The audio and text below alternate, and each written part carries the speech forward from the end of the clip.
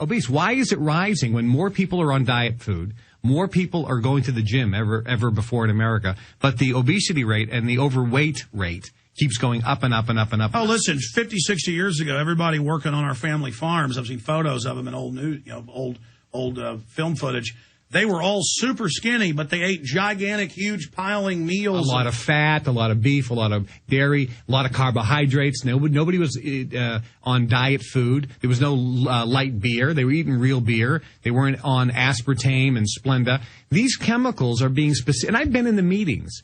You know, when I was involved in the marketing of some of the stuff behind the scenes and developing some of the mind-controlled advertising, I was there. You know, how can we say something to make it legal in the words, but have the person's impression be what's not true? That's how the marketing was done.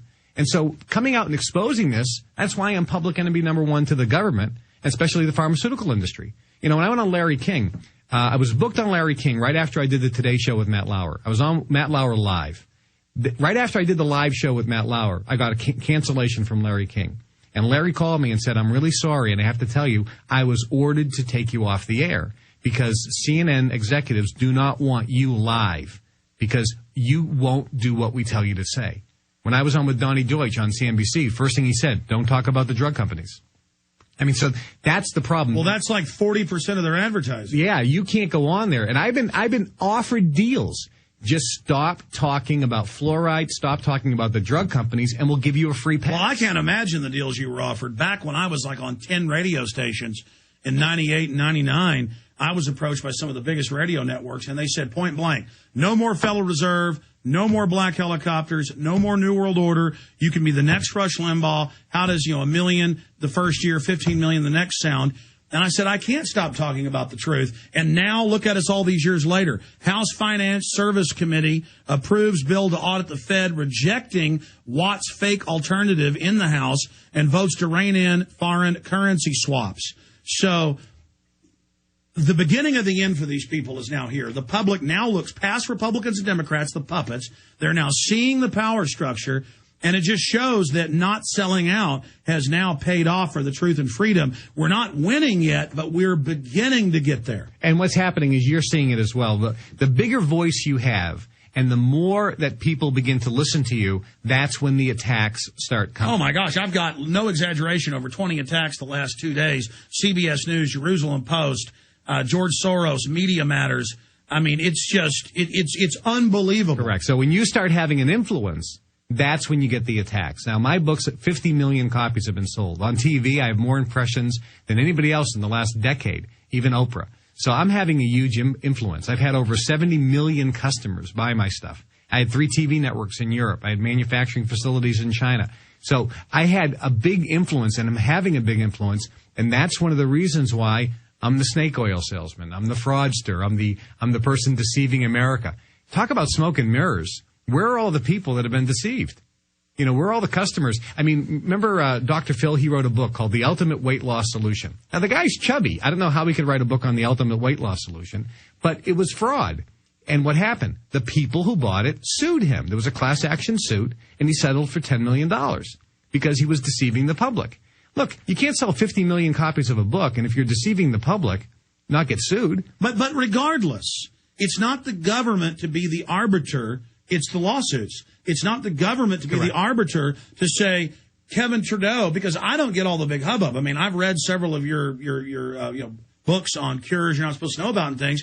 And this is stuff that I've already heard 50 times from, I'm not poo-pooing your book, it's stuff I've already heard from medical doctors. It's not new. It's like, oh, get vitamin D, get sunshine. Oh, my God, this is so evil. There's nothing in there that they never attack the message. Because the message is in everybody else's book. Maybe I presented it in a better way. Yeah, you put it on well on TV and put it in a nice book. People are reading it. That's the point. People are reading it. But the one thing in my book that's different than the other ones, why the attacks, is I expose Big Pharma. No, that's it. You give people solutions, but then you also expose the problem. That's correct. That's the difference. And that's the difference because they told me if I take that out, there'll be no problem. Because they don't want alternative media to be activist, and instead of just getting in a fetal position to their attacks, you stand up and fight them. Correct. Now, they didn't attack me on the Debt Cures book and the free money where I exposed the corruption with the banking industry because that was already going on at the grassroots level anyway. So when I started exposing the specific corruption in the banking industry and how the consumers are getting ripped off, like, look at your credit card statement. You know, before we used to have usury interest in it. That's when they went crazy. Yeah. And I said, look at your credit card statement and look at you're paying 35% annual percentage rate. That's before the fees.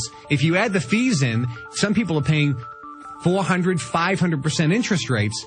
That's when they went crazy again. Stay there. Let's explain, because that's when they really dropped the hammer, was when a couple years ago you came out against the banks right before the collapse. Kevin Trudeau's our guest. Stay with us.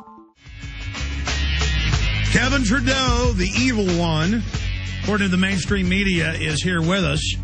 And bottom line, he has his First Amendment right. And you were getting into the latest salvo you launched a few years ago before the big bust came, and they didn't like that, explaining the usury, the scams, the loan sharking that was going on. Tell us about that information that you put out. Yeah, I knew this particularly because I actually sat on the yacht, and I told you this last time when I called in from Germany, off the coast of Barbados, when we started writing the direct mail pieces to get people to get credit cards. And we knew what was happening. We basically were given a license to steal. So my friends and I, we own some banks. So we were involved in this right from the giddy up. But the idea was we charge fees, because fees are not interest, and we could charge anything: a monthly maintenance fee, an activation fee, account review fee, an over limit fee, anything, any fee name we could come up with, we would charge you. And this is how, when you add up the fees plus the interest, we got the Congress to allow on credit cards, because of the potential default rate, to allow us to charge over state caps. So before you had usury interest, it used to be like 20.74 interest rate. If you charge more than that, you were a loan shark. Now we could charge 30, 40%, right on your bill, 40% annual percentage rate. We could charge you that, which is virtually enslaving people, because if you're getting charged 30 or 40% annual percentage rate, forget the fees.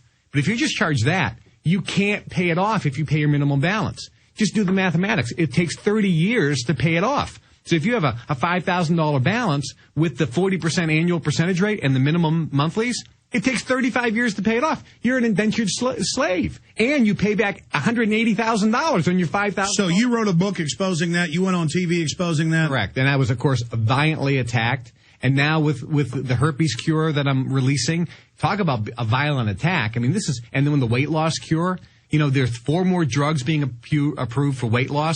You don't need any of them. I lost 45 pounds in 45 days. I've kept it off for 4 years. Hundreds of thousands of people have used that cure that was developed by Dr. Simeons in 1959 that I exposed in that book.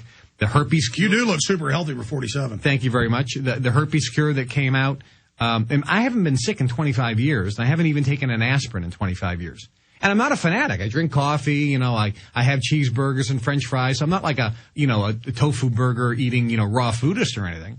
So these things are the reason why the attacks come. They're not coming from customers who buy it. They're coming from the government who has no complaints. But it just shows you the power of the media. You know it as well as anybody. Actually, you are the king in terms of opening people's eyes to the truth. You connect with your audience. You're well-read. You have the data. You have the documentation. People trust what you say because what you say is the truth.